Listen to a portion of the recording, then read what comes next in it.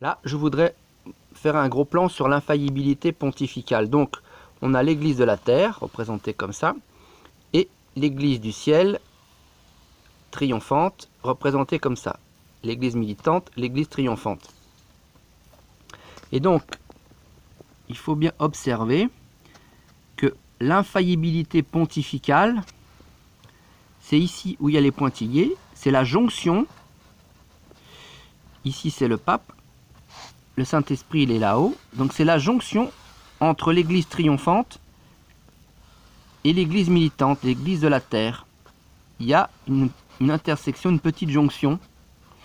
Là, ça touche.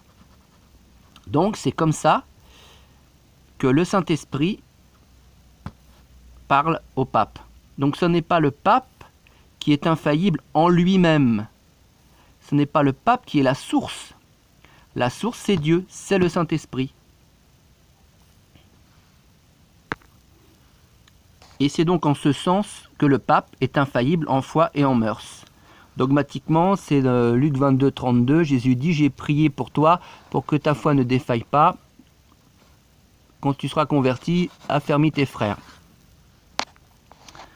Donc ensuite, on se trouve, soit dans cette zone-là, vous avez un pape avec charité, un bon pape qui va écouter ce que lui dit le Saint-Esprit, qui se l'appliquera à lui-même, par exemple Saint Grégoire le Grand, ou on peut se trouver ici, un pape sans charité qui va entendre le Saint-Esprit, mais un peu comme Caïn. Caïn, il entend les avertissements de Dieu, mais il ne les écoute pas.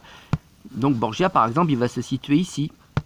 Et ça sera un débauché. Il sait très bien que le Saint-Esprit lui a dit de ne pas faire la débauche, mais lui, il va le faire dans sa vie privée. Par contre, dogmatiquement, il prêchera la chasteté à l'Église. Les deux, que ce soit un bon pape ici ou un mauvais pape là, ils sont tous les deux papes et infaillibles en foi et en mœurs, dans ce qu'ils disent pour l'Église. Donc la source, c'est le Saint-Esprit de l'Église triomphante qui se communique au pape. Là, ça touche, il y a une jonction.